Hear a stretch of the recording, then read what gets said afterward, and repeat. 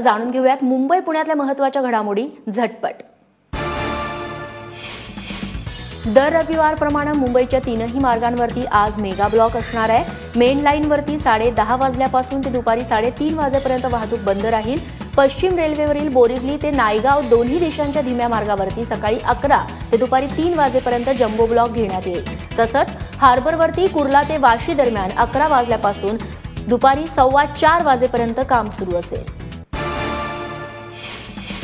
मुंबई ते गोवा या प्रवासाचा वेग वाढवणारी सुपरफास्ट तेजस एक्सप्रेस लवकरच रुळांवरती अवतरतीये। सोमवारी म्हणजेच उद्यापासून तेजस गाडी सीएसटी ते करमाळीपर्यंत धावणार आहे। ही हायटेक ट्रेन नुकतीच मुंबईत दाखल झाली आहे। उद्या या गाडीला सीएसटी स्थानकावरून रेल्वे मंत्री हिरवा झेंडा दाखवतील। तेजस ट्रेनमध्ये विमानाप्रमाणे सोयीसुविधा पुरवण्यात आलेल्या असून अत्याधुनिक रेल्वे प्रवासाचं स्वप्न तेजसच्या माध्यमातून पूर्ण होत आहे। पनवेल महापालिकेत भाजपनं वेश्या व्यवसाय करायला लावणाऱ्या गुंडांना तिकीट दिल्याचा आरोप धनंजय मुंडे यांनी केलाय। कळंबोली इथं शेकाप महाआघाडीतर्फे सभेचं आयोजन करण्यात आलं होतं। भाजपनं प्रभाग क्रमांक 16 मध्ये संतोष शेट्टी या गुन्हेगारी पार्श्वभूमी असलेल्या व्यक्तीला उमेदवारी दिली आहे। संतोष शेट्टीवरती वेश्या व्यवसाय करण्यास भाग पाडणं, घरात घुसून मारहाण करणं असे गंभीर गुन्हे दाखल आहेत। पनवेल महापालिका निवडणुकीसाठी शेकापनं आपला जाहीरनामा प्रसिद्ध केलाय। पाणी ही पनवेलमधली सर्वात मोठी समस्या असल्यानं सत्ता मिळाल्यास पाण्याचा प्रश्न कायमचा मार्गी लावू असं प्रमुख आश्वासन शेकापच्या जाहीरनाम्यात देण्यात आलंय। यासोबत शिक्षण, स्वच्छता, कचरामुक्ती, महापालिका रुग्णालय, खेळाडूंसाठी मैदान अशा अनेक आश्वासनांचा समावेश आहे। येत्या 24 तारखेला पनवेल महापालिकेची निवडणूक होणार असून 26 मे रोजी या महापालिकेच्या निवडणुकीचा निकाल लागणार आहे। भिवंडी महापालिकेसाठी भाजपनं जाहीरनामा प्रसिद्ध केलाय। मुख्यमंत्री देवेंद्र फडणवीस आणि रिपाईचे अध्यक्ष रामदास आठवले हे यावेळी उपस्थित होते। भिवंडी महापालिका हातात नसतानाही राज्य सरकारनं 40 प्रकल्पांना मंजुरी दिल्याचा दावा यावेळी मुख्यमंत्र्यांनी केलाय। तर आठवलेंनी देखील या कार्यक्रमात आपल्या कविता सादर करत हसवणूक केली। डोंबिवलीत शिवसेनेनं महापालिकेच्या अधिकाऱ्यांना सोबत घेऊन फेरीवाल्यांवरती कारवाई केली। तसंच पुढच्या 2 दिवसात रेल्वे स्टेशन परिसरातले सर्व फेरीवाले हटवले जावेत असं निवेदन देखील शिवसैनिकांच्या वतीनं देण्यात आलं। काही दिवसांपूर्वी शिवसेनेच्या कार्यकर्त्यांनी फेरीवाल्यांना स्वतः हटवलं होतं। मात्र शिवसेनाच महापालिकेत सत्तेत असताना शिवसैनिकांचाच रस्त्यावरती राडा कशासाठी यावरून शिवसेनेवर टीकाही झाली होती। ठाण्यात फेरीवाल्यांवर कारवाईचा वेग थंडावला असला तरी फेरीवाले मात्र फिरकत नाहीयेत। त्यामुळे ठाणेकरांना महापालिकेने केलेली कारवाई ही तात्पुरती नव्हती असा विश्वास हळूहळू वाटू लागलाय। अनेक ठिकाणी फेरीवाल्यांमुळे बंद होणारे रस्ते आता पुन्हा मोकळा श्वास घेऊ लागले। मुंबईच्या फॅशन स्ट्रीटवरती कपडे विक्रेते नियम आणि अटींचं उल्लंघन करत असल्यानं परवाने रद्द करण्याची प्रक्रिया महापालिकेनं सुरू केली आहे। मात्र महापालिकेच्या अधिकाऱ्यांनी दिलेल्या नोटीसवर फॅशन स्ट्रीट विक्रेत्यांनी स्वाक्षरी करण्यास नकार दिलाय। त्यामुळे या नोटीस महापालिकेने परत घेतलेल्या आहेत।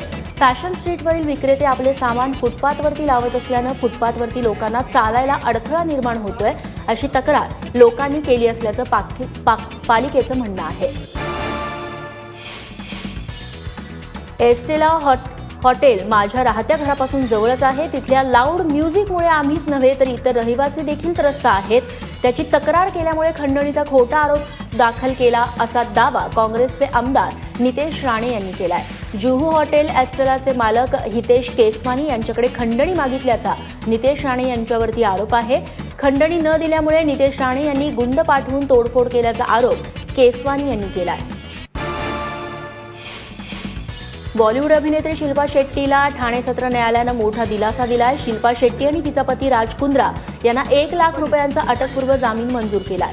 शिल्पा शेट्टी आणि राज कुंद्रा यांच्या मालकीच्या big deals television private limited या कंपनीमार्फत चालवल्या जाणाऱ्या टेलिशॉपिंग कंपनीनं 24 लाखांचं बिल थकवल्याची तक्रार भिवंडीतील व्यावसायिक रवी भालोटिया यांनी पोलिसात दाखल केली आहे। या प्रकरणी शिल्पा शेट्टी आणि राज कुंद्रा या दोघांविरोधात भिवंडी पोलीस ठाण्यात गुन्हा दाखल करण्यात आलाय।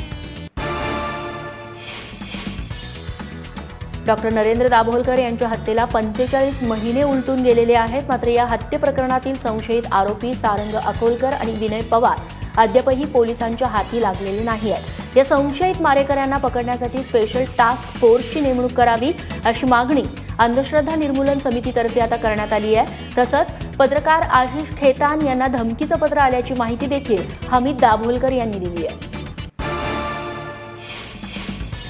बदलापुरात अवास्तव व्याजाचा आमिष दाखवून कोट्यवधींची फसवणूक करणाऱ्या सागर इन्व्हेस्टमेंटच्या समुद्र कुटुंबियानं अखेर शरणागती पत्करली आहे। काही दिवसांपूर्वीच या कुटुंबानं आर्थिक फसवणुकीचा गुन्हा दाखल करण्यात आला होता। त्यानंतर संपूर्ण कुटुंबाची चौकशी सुरू करण्यात आली होती। कुटुंबियांची बँक खाती, संपत्ती, व्यवहाराची माहिती घेण्याचं काम सुरू झाल्यानंतर समुद्र दाम्पत्यानं ठाण्यात शरणागती पत्करली। त्यामुळे कोट्यवधी रुपये अडकलेल्या ठेवीदारांना काहीसा दिलासा मिळण्याची चिन्ह आहे। ठाण्यात महापालिका कर्मचाऱ्याला गटाराची सफाई करताना 500 आणि 1000च्या जुन्या नोटा सापडल्यात।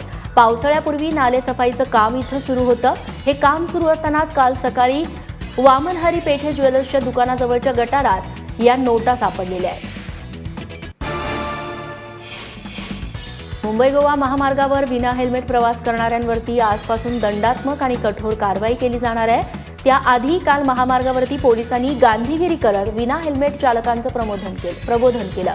मुंबई गोवा महामार्गावरती अपघातांची संख्या वाढली आहे, त्यामुळे सर्वच दुचाकीस्वारांनी हेल्मेट वापरण्याचं आवाहन यावेळी वाहतूक पोलिसांनी केलंय। पुण्यातील महात्मा फुले सभागृहात संघ या संविधान या चर्चासत्राचं आयोजन करण्यात आलं होतं। या चर्चासत्रात जेएनयूतल्या विद्यार्थी संघटनेचा माजी अध्यक्ष कन्हैया कुमार आणि शेहला रशीद हे उपस्थित होते।